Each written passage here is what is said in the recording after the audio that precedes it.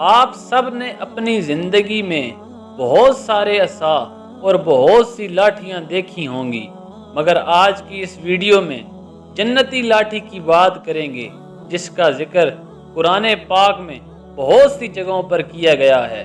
آخر وہ جنتی لاٹھی کس کے پاس تھی؟ اس لاٹھی سے کام کیا کیا ہوتے تھے اور اس لاٹھی کے کیسے کیسے کمالات تھے؟ بسم اللہ الرحمن الرحیم۔ السلام علیکم ناظرین، آپ دیکھ رہے ہیں اویئر یو۔ یہ حضرت موسیٰ علیہ السلام کی وہ مقدس لاٹھی ہے جس کو عصائے موسیٰ کہتے ہیں۔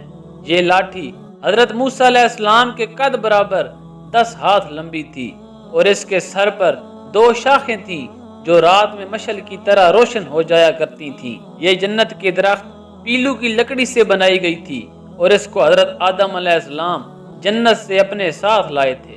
حضرت آدم علیہ السلام کے بعد یہ مقدس لاٹھی انبیاء کرام کو یکے بعد دیگرے وراثت میں ملتی رہی، جہاں تک کہ حضرت شعیب علیہ السلام کو یہ لاٹھی ملی جو قوم مدین کے نبی تھے۔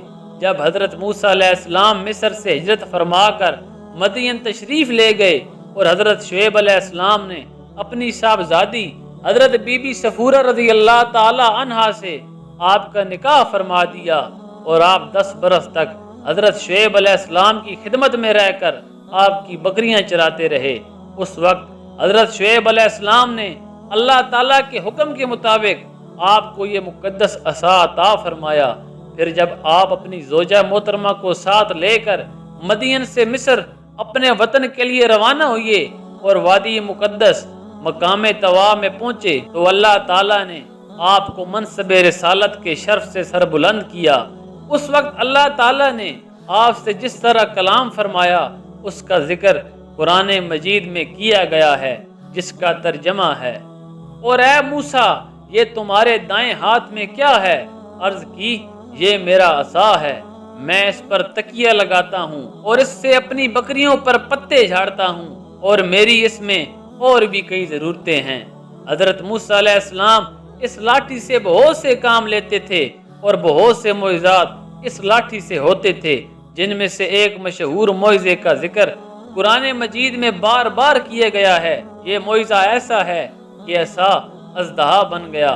اس کا واقعہ یہ ہے کہ فرعون نے ایک میلہ لگوایا اور اپنی پوری سلطنت کے جادوگروں کو جمع کر کے حضرت موسیٰ علیہ السلام کو شکست دینے کے لیے مقابلے پر لگا دیا۔ ایک طرف جادوگروں کا مجمع تھا اور دوسری طرف حضرت موسیٰ علیہ السلام اکیلے ان کے سامنے ڈٹ گئے۔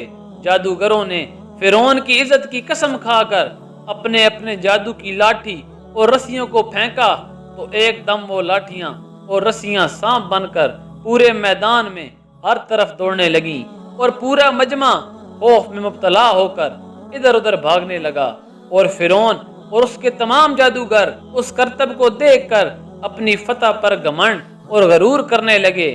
وہ یہ سب دیکھ رہے تھے کہ اتنے میں حضرت موسیٰ علیہ السلام نے اللہ کے حکم سے اپنی اس مقدس لاٹھی کو ان سانپوں کے ہجوم میں ڈال دیا اور یہ مقدس لاٹھی ایک بہت بڑا اژدہا بن گیا، اور یہ بڑا اژدہا یعنی بڑا سانپ جادوگروں کے سارے سانپوں کو نگل گیا۔ اور یہ معجزہ دیکھ کر تمام جادوگر اپنی شکست کا اعتراف کرتے ہوئے سجدے میں گر گئے اور بلند آواز سے یہ کہنا شروع کر دیا، جس کا ترجمہ ہے، ہم ہارون اور موسیٰ کے رب پر ایمان لائے۔